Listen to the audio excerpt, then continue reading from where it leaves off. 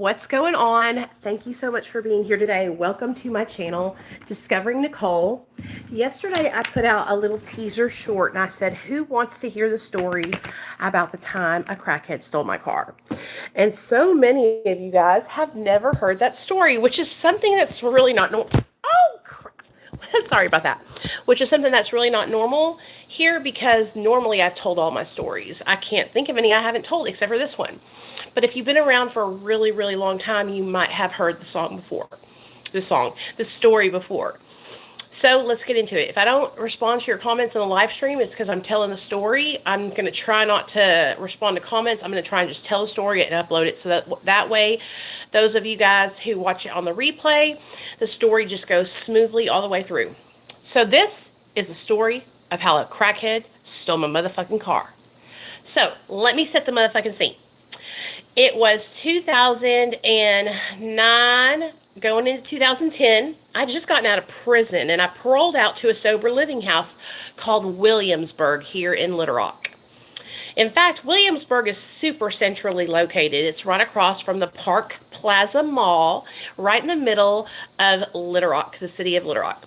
So I could walk to the mall. I could go to the food court down there. I had everything at my fingertips. First 5 months I was out of prison, my mother and father would not let me have my car back.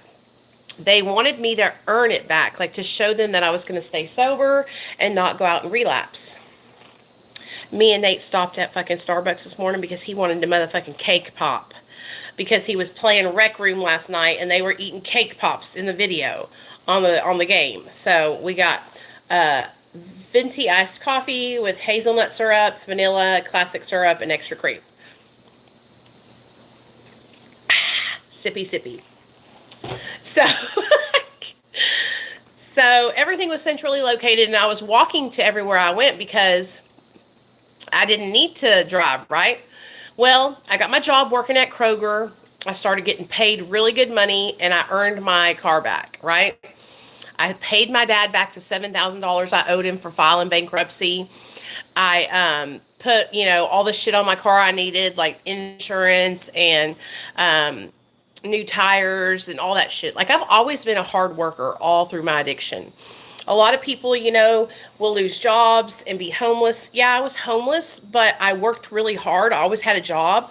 So I always found friends' couches I could sleep on. And I could pay them basically to let me sleep on their couch, or I would sleep in my car if I definitely couldn't find anybody to sleep on their couch, right? So I always had a job. So I got my car back and I was like, I'm in the money. I'm in the money. Because you know how it is. When you don't have a car and you can't do shit, it's like the fucking worst, right? So I had just moved into my new apartment. So the way Williamsburg was set up was you would stay in Williamsburg for as long as you needed to get on your feet, right? You paid $400 a month rent there. Well, then the next step from Williamsburg was the apartments right next door, and they were sober living apartments. So if you lived there, you were still drug tested. Your counselors could still come into your apartment and make sure you didn't have drugs or beer in the refrigerator and shit like that. But it was your own fucking apartment. It was bad fucking ass, right? Because it was like a fucking apartment building full of drug addicts in recovery. I mean, what's better fun than that, My neighbor on one side was my girl Ashley, and I've told you guys stories about Ashley before. She actually hung herself, and it was really tragic because she had told me not to tell anybody that she was, that she had attempted it, and I didn't tell anybody, and like a week and a half, 2 weeks later, she attempted it again, and she succeeded, and I blamed myself for very, very, very many years. But that's another story for another day. So Ashley was on one side of me. Casey Rigdon was on another side of me. Then my other friend Jennifer was on the other side of the building. So we were like pop locking and dropping it. We were having fucking, like pasta nights where we would drink fucking grape juice and eat pasta on Sundays and watch movies. We were just having the best time. I was going to work every day from 6 a.m. in the morning till 2 p.m. in the afternoon. Then I would get off work, come home and change into my workout clothes, and I would go walk this thing called the Big Dam Bridge here in Little Rock. I would walk this bridge for like 2 to 3 hours, get a couple, probably like 6 miles in is what I was walking. Because now I walk for like an hour and it's 3 miles. So back then I was walking for like a lot longer. So it's probably a lot of miles. And it was hotter than Hades outside. Well, I met this lady named Sharon, and Sharon was this big, fat black lady, right? She used to be a hooker, and she used to smoke the crack-a-lacka, but she was sober, and she had 2.5 years sober, and I looked up to her because she had sober time longer than me, right? Well, her son had came down to stay with her, and her son, I cannot remember his name for the life of me because this was back in 2009, but he was gay, and he was black, and I had just moved into my apartment, and I was like, we need to decorate my apartment. Who better to have to help me spit shine this motherfucker up and make it look badass than a little gay boy? So I invited Sharon and her son over to stay the night. No big deal, right? We're going to have a great time. We're going to paint. We're going to hang pictures. We're going to fucking walk around in our underwear with boas wrapped around our necks, fucking voguing and shit. We're going to have the best time of our fucking lives, right? So that's what we did. We had the best time of our life.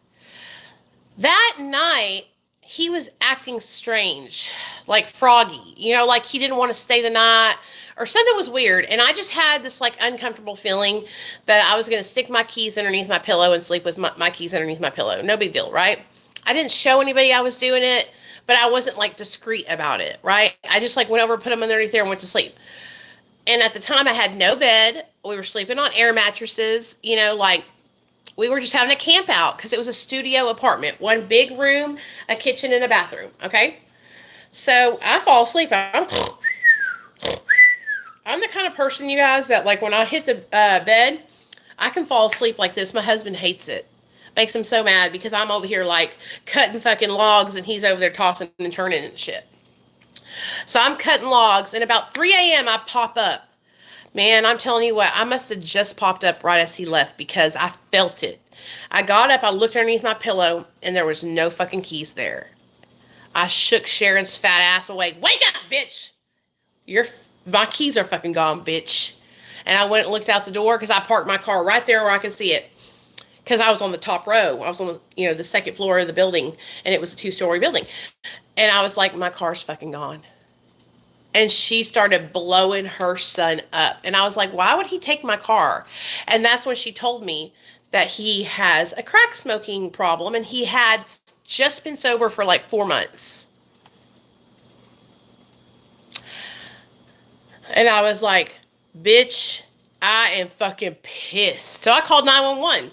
911, what's your emergency? My fucking car got stolen. How'd you get stolen? That's my keys. He took my keys.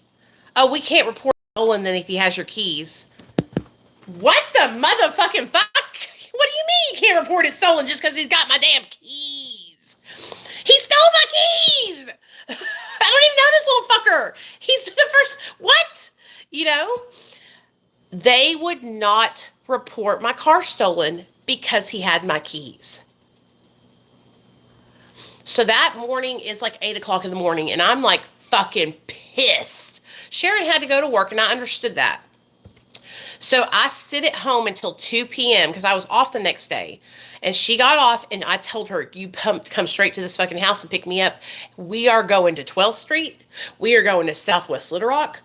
I am going to every fucking hood corner, and I am talking to every fucking crackhead on the street. And I don't care, y'all. I will catch a bullet when I'm pissed like that, right? I don't give a fuck. So I'm walking down the fucking sketchiest ass parts of fucking Little Rock, okay? North Little Rock, Sherwood, fucking all the surrounding areas, okay? And I'm stepping to drug dealers with guns in their pockets, asking them, have you seen my blue Ford Focus in this little gay boy?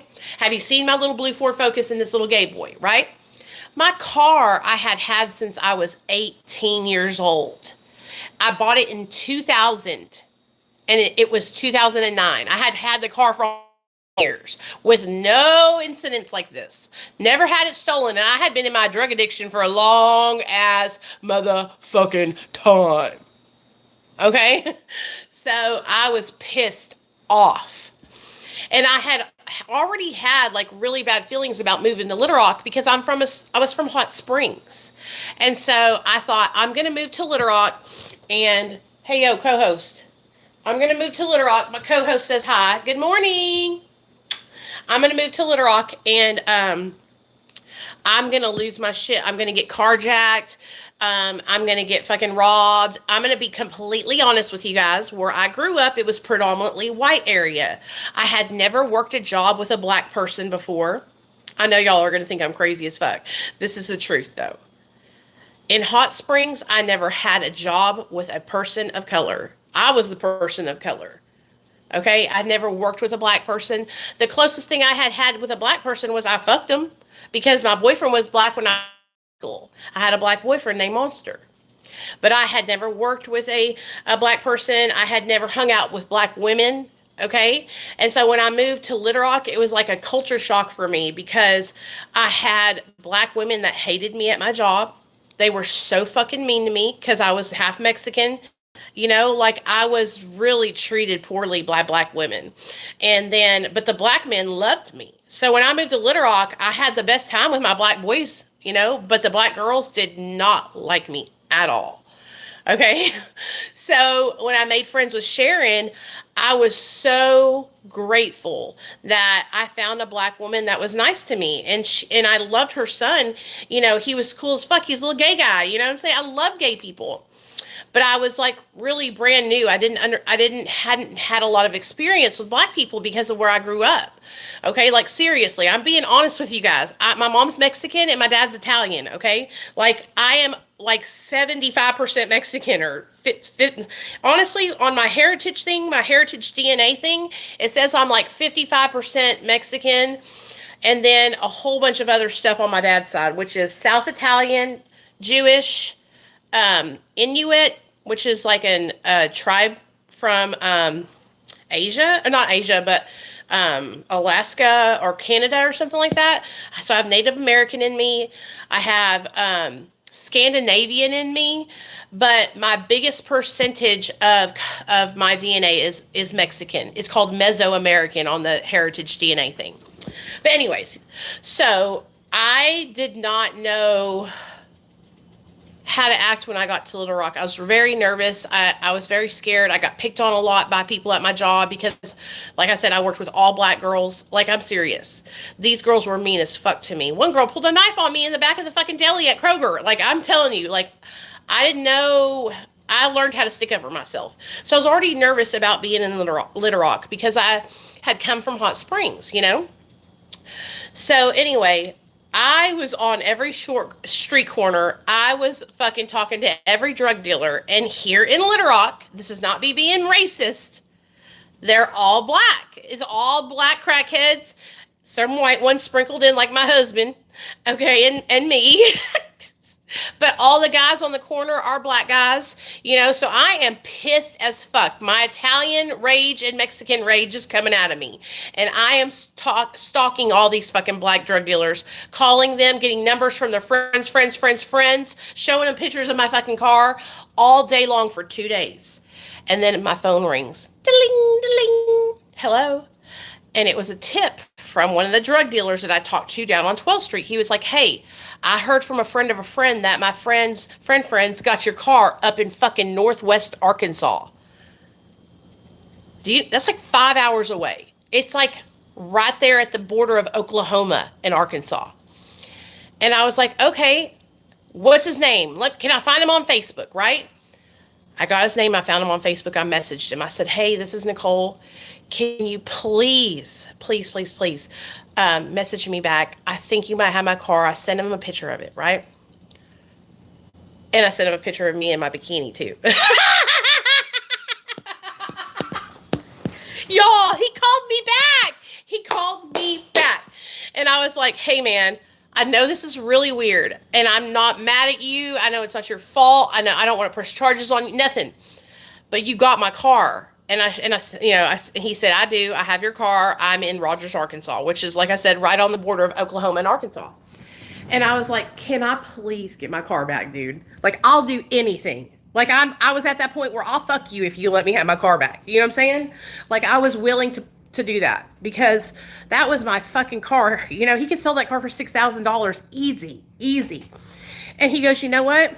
Come on up here and get it, right? And I was like, okay. I got Sharon. I said, bitch, take me motherfucking up to fucking Fort Smith, Arkansas. And so we got in the car, me, her, and her friend. I said, don't even let your son near me because I will fucking beat the motherfucking shit out of his ass. Okay? And she drove me all the way up there. I got up there. She drops me off at a barber shop. It's a midnight. And here comes this big old giant. I don't mean fat. I just mean big black guy with dreads, right? She drops me off with him. I'm all alone with this dude. He could fucking take me and rape me and bury me in the backyard somewhere. I jump in the passenger side seat of my own ride. We smoke a blunt, drive over to this apartment building. I drop him off, give him a hug, tell him thank you so much, and I leave. I'll never forget that motherfucker. I said, you're a good man. Thank you so much for giving me my car back.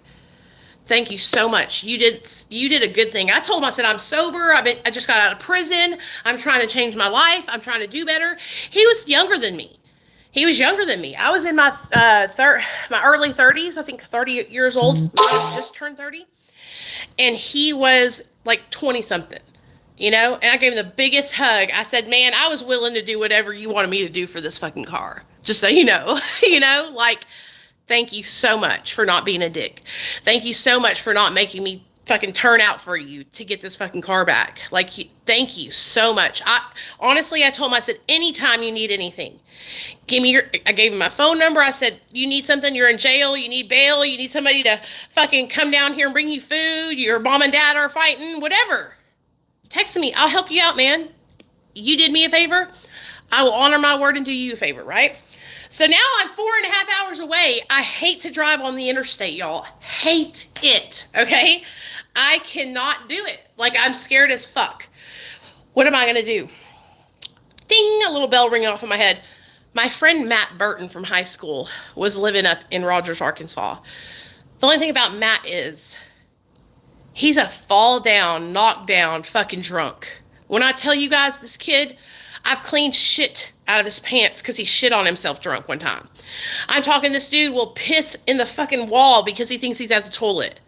Okay, I'm talking this dude is such a bad alcoholic that to this day, he's got like cirrhosis of the liver and his back's always bruised up and he's real swollen because he's fucking dying from his alcoholism. And this was fucking 15, 20 years ago. Okay, 2009, whatever. So I call Matt and I'm like, dude, listen, I ain't got nowhere to go. It's fucking really late and I cannot drive at night. At least I can't drive at night. I need to come stay the night. Can I please come stay the night? And he's like, sure, girl, come on over. He's already fucking drunk as fuck. He's lit, When I tell you guys, it was the worst fucking night of my life. The worst night of my life. I fought with that motherfucker all night long with his drunk ass, driving me fucking insane. The moment the sun came up, I jumped in my little blue Ford Focus and rode out into the sunset, or the sunlight. And I got back to my apartment the next day, went into group at Williamsburg, and told the story of how my car got stolen by a crackhead, sold to the drug dealers for crack, and was on its way to the chop shop. And I got my car back. And I'm going to tell y'all something. Little old country Nicole, who was scared because black girls treated her wrong when she came to Little Rock, ever since that day, I'm going to tell y'all something. All my guy friends were black guys here in Little Rock. And if I was still running around with a bunch of different guys, they would still all be black guys. All my guys always took care of me. When I relapsed on drugs, my best guy was Z. He never raped me, never fucked me. He never did anything bad to me. If I passed out high on bars, he would tuck me in, lock the door, and make sure none of his homies got me, and let me rest. And I was just like, and that was my first experience, though. You got to understand, coming from country-ass Hot Springs and not ever being around, black people, and then having my car stolen. And then, it was just like such a, and, I hear my dad in the background telling me, I told you not to move up there. You know what I'm saying? And I was just like, I don't know. I have a real soft spot in my heart for black people now, and I love them so much. And I don't know. I can't explain it to you any other way than that. You might think I'm weird or something, but I just feel like we relate on it. I have like a connection with him, So that's my story of how my car got stolen by a crackhead, and I got it back. And you know what? That guy, he never, shut up, Sam, shut up. Obviously I have a white husband, but do you understand what I'm saying? Like, I moved here from this country ass town, and I was so afraid of black people, you guys. You don't understand. My parents, not my mom, but my dad would always kind of like give me the be careful up there's gangs, that kind of thing. You know what I'm saying? He wouldn't say black people, but when I would think of gangs, stereotypical, right? I would think of black people and gangs, right?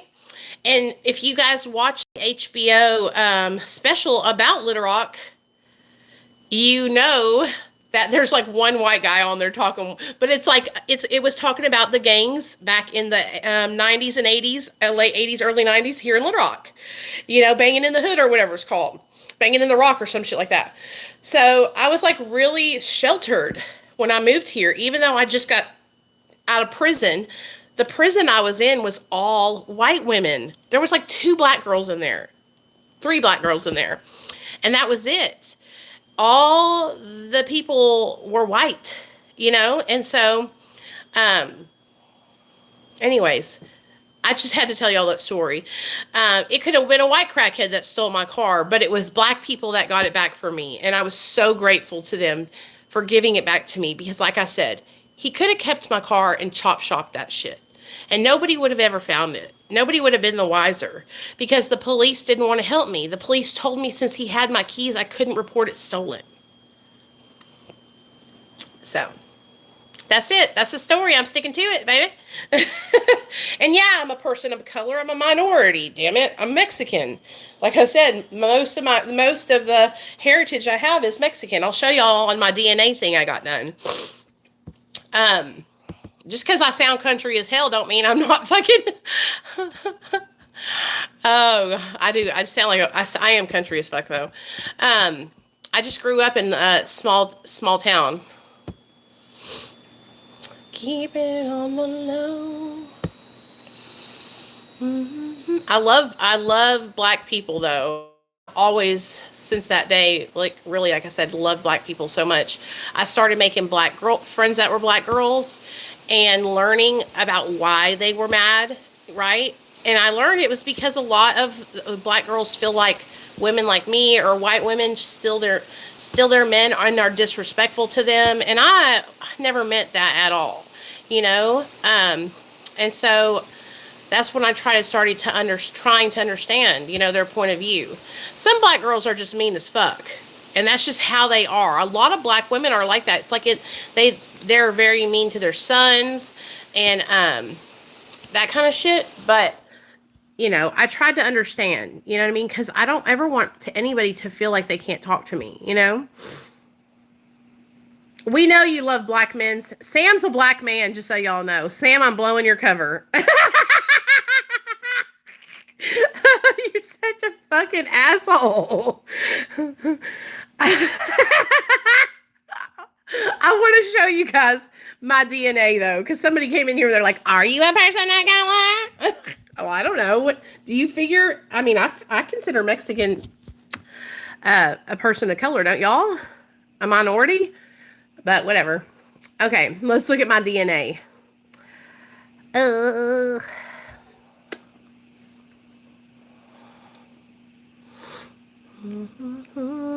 Here we go. Okay.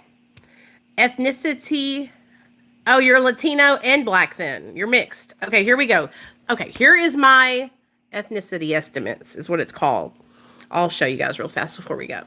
So, sorry, that's close up. No. Okay, so here it is right here. Okay, so Mesoamerican, and this is Mexican, is what I found out. It's right here. See? It's right here. Guatemala, Venezuela, Brazil, all that. Okay, that's 30. I'm 33% that. Then I am 17.5% Greek and South Italian. This one blew my mind.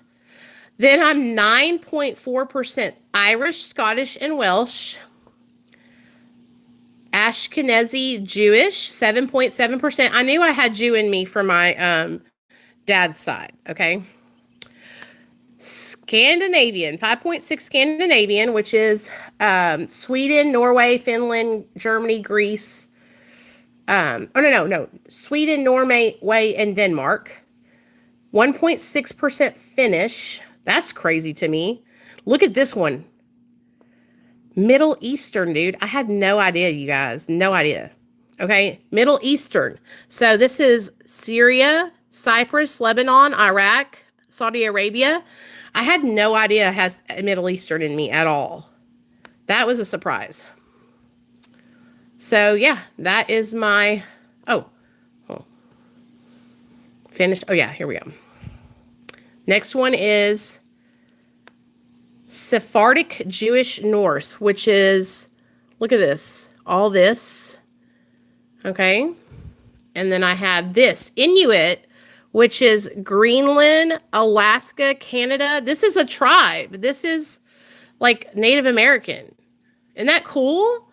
So I had no idea. Jewish, Middle Eastern, Finnish, Scandinavian, Ashkenazi Jewish, Irish, Scottish, and Welsh. So I'm Greek, South Italian, and Mexican. So this one, and then the Middle Eastern is the highest percentage of my ethnicity. Isn't that fucking badass, dude? Sorry y'all. I knew me and Dr. B related on a deeper level. He's from he's Persian. He's Persian. So I knew that we had a connection. So isn't that interesting as hell? Like, I would have never known that, dude, at all. I always thought I was Mexican and Italian. I don't know nothing else about nothing, you know?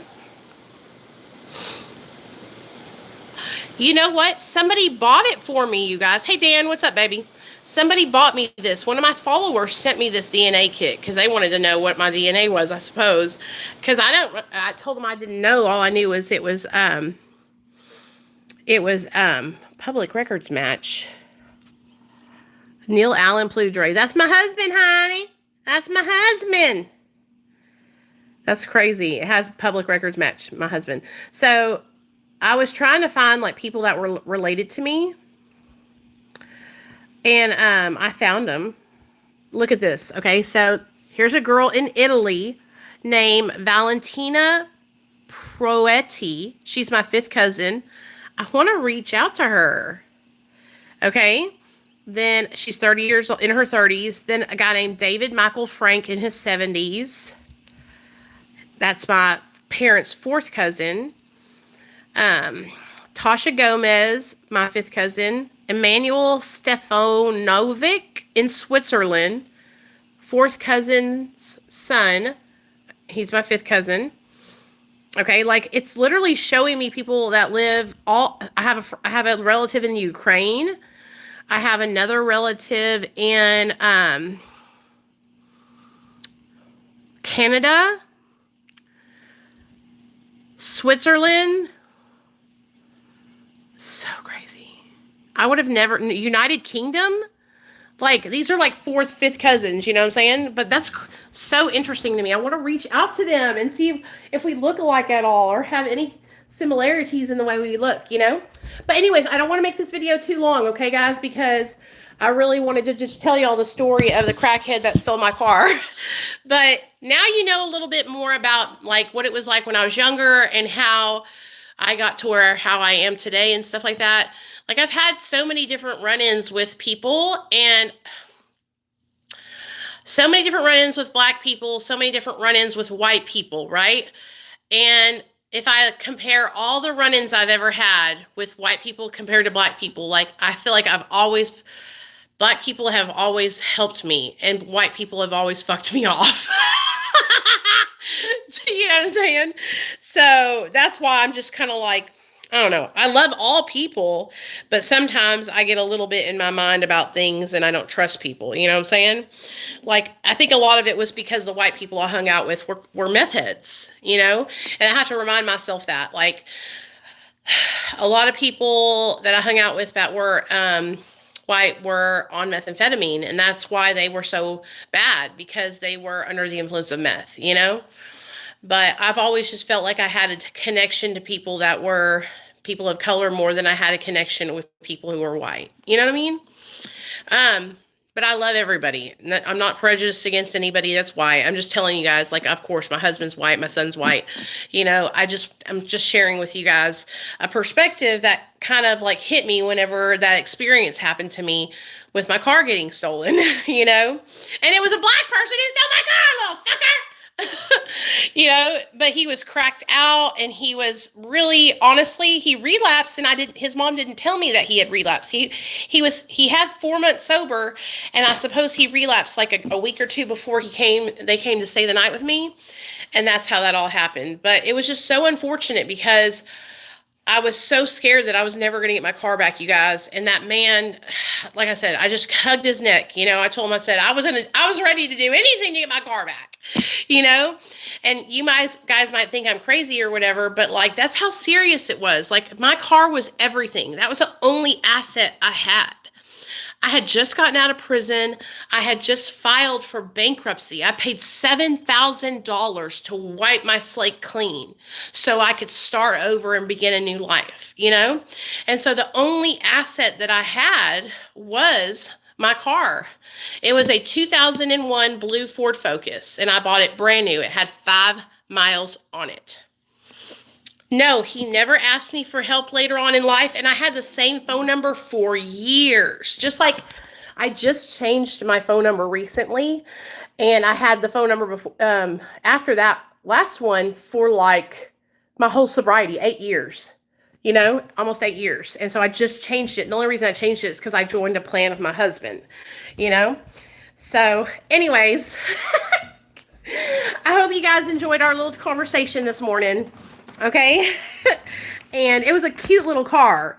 And it was brand new when I got it. So that's what was so special to me, because when I was in high school, oops, sorry guys.